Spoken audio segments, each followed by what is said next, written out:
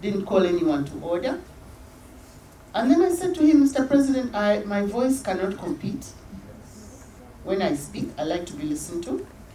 So let me know when there's quiet. I'll continue.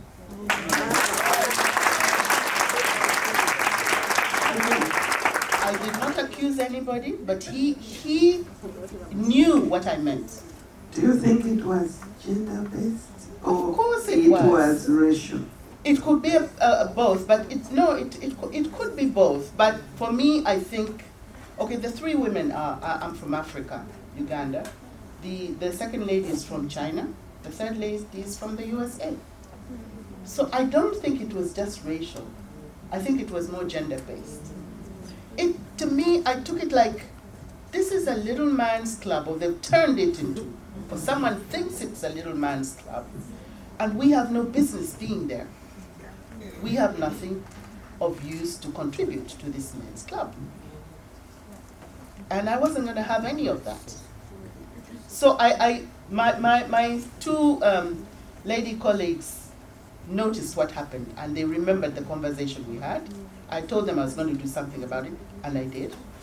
And now, each of us does exactly that whenever this kind of thing happens. Of course, 7-8 years down the road is completely cured. We are sort of running short of time, but the stories are interesting. Tell us about culture, where you come from, stereotyping. Has it been any problem to you? Well, culture, I think, let me start with gender. Even now where I am at the court, we women, we always laugh at ourselves because we leave the office at 6. We're tired, just like everybody else. You have a heap of papers to go through at night. You have to go home and prepare for the next day. And we've all taken this vow, like, we have to be on top of our game every day. We're not going to give these guys an excuse to say, these women, they really don't belong here. So we take our work very seriously, but you get tired. Our male colleagues go home to a nice hot cooked meal. Their shirts are nicely ironed, waiting in the wardrobe. And I go home to prepare the meal, to iron my dresses for the next day. And this is the price that we have to pay. And I often tell my two female colleagues, I wish I had a wife at home. Also, I'd go home to a home-cooked meal. I can't. So sometimes as women, career women, sometimes this is the price you have to pay. Tired as you may be, you may have to wake up early and read, but you have to be prepared. You have to measure up to your male colleagues. And in my country, this goes down into the home as well. My husband is a typical African man. That's how his mother raised him. And even if he wanted to help, sometimes he's very limited in what he can do. Fortunately, we do have good house help at home, back in Uganda. So as a working mother, you always have to have this close relationship with your house help or your nanny. But in my earlier career, my children were my priority when they were still young. And I would never accept a job that would take me away from home. For me, my priority has always been my family. Even the job that I do it so that my family is better off. It's never the other way around. And so I remember there was a time that I was looking to go and study abroad to do my second degree. And I was filled with fear and trepidation because I didn't know how I was going to tell my husband. My daughters, I have 2 daughters, so the older girl was 5, the younger girl was 1. So they were pretty young. How was I going to go and leave them at home? With whom? With him? And to do what? To study? Why? But I needed this second degree because I felt that I had reached the pinnacle of my career in the job that I was. I needed to move on. And the key to moving on was the second specialized degree. So I get a scholarship and I'm walking with it for 3 weeks in my pocket. I'm scared to death to tell my husband or my parents about it. Eventually I came clean And by that time everything was done. They were expecting me to go to the UK, everything, ticket in hand, everything. So I said, now I'm going to tell them.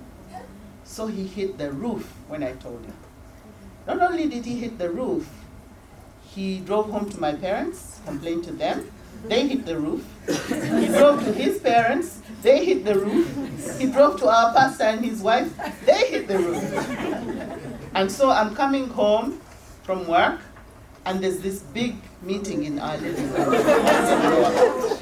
I saw the cars parked in the yard, and I thought they'd come to wish me well. But when I walked through the front door, the look on their faces was very ominous.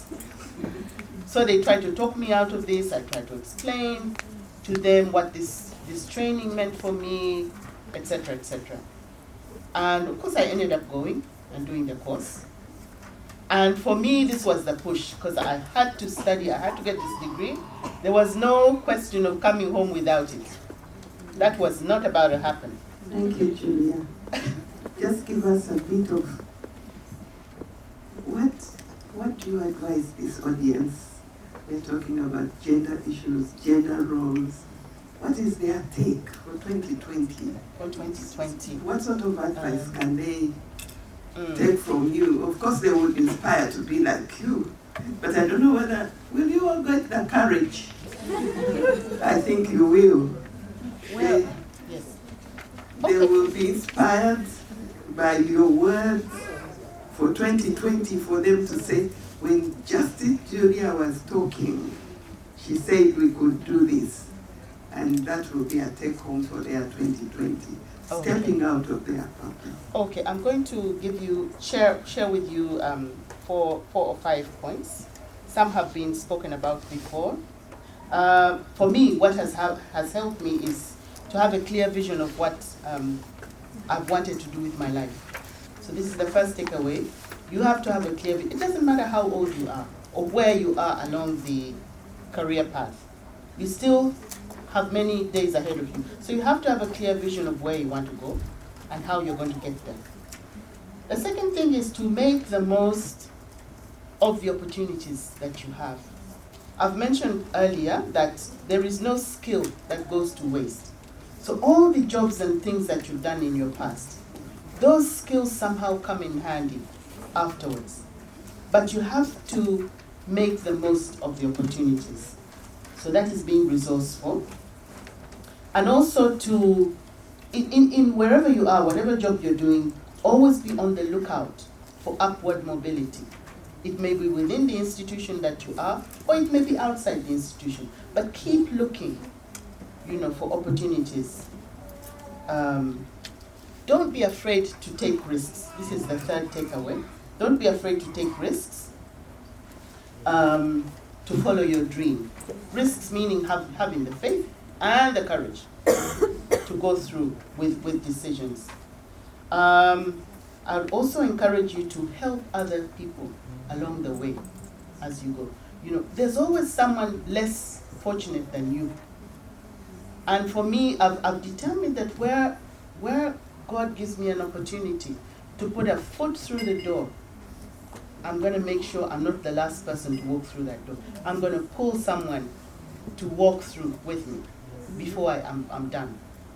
And of course, the last takeaway that I'll share with you is to honor God in your profession or in your job by serving Him and serving your fellow men faithfully.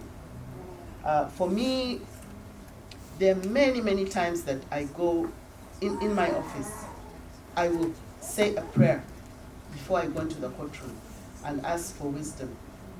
The wisdom of Solomon, some of you who are conversant with the Bible, the wisdom to know how to decide a case. Some of these things are so difficult, way beyond our intellect.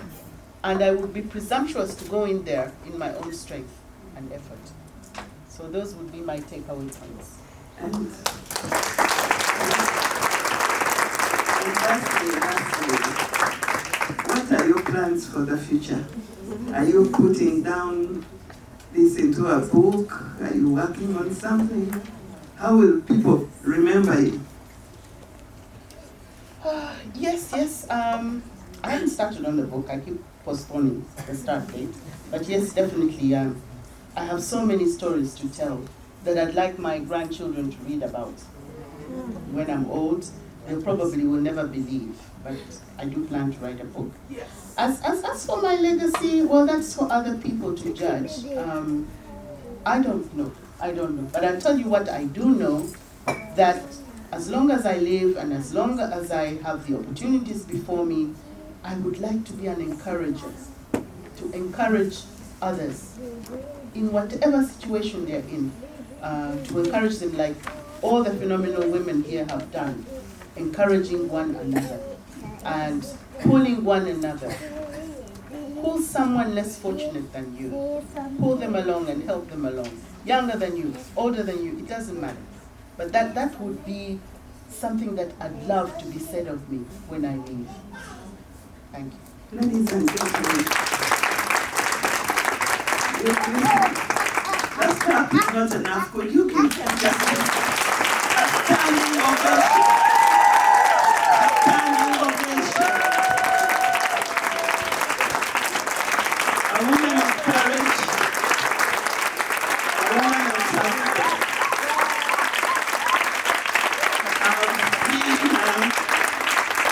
Trying the corruption cases when they attempted on her life.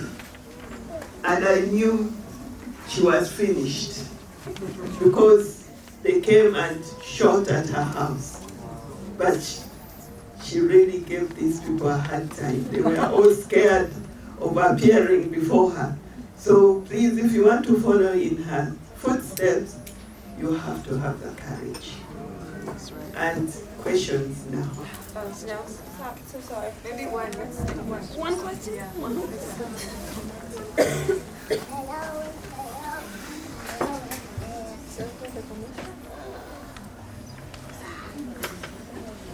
Short one. Short questions. We can take two, but short. Thank you very much. My question is about integrity. You said you actually got a job on the basis primarily of integrity. So how important is integrity and how do we cultivate that? Okay. Take another question. I don't really have a question. As a Liberian, I just want to say thank you from the bottom of my heart. My father's one of the few ministers that actually survived that war, and it's just such an honor to be here before you today. I just want to say thank you. I'm sure all speak for all Liberian people. Thank you. Thank you. Since that was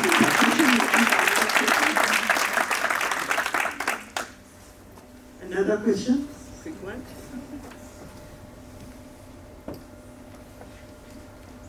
My name is Ali Jamal. I'm from Sudan, and I work with the ILO. Thank you for making us proud as Africans. My question to you is that the large corporate justice is seen as sometimes as a very slow process, and it frustrates, especially in the case of Sudan. You know, of course, there has been indictment against the ex-president. Is that the kind of field that does not make states come forward more often, or how do you feel about these slow processes and what can be done about it? Let me borrow Margaret's microphone. Let me start with the integrity question. For me, I don't know, it has to do with my mom and the school she went to that I mentioned earlier. She inculcated in me that there is no greater or more valuable thing than a person's good name. And that good name stems from integrity and the values that our sister was talking about, who was sitting here. It's not about the money in the job, it's not about how far you get, it's about your good name. So she would say to me, never get involved or do anything that will ruin your name. And it's only after I've grown up that I've seen that actually a good name can get you a job. Integrity can get you a job where, you know, even your experience doesn't count anymore, but it's your integrity. So, madam, to answer your question, the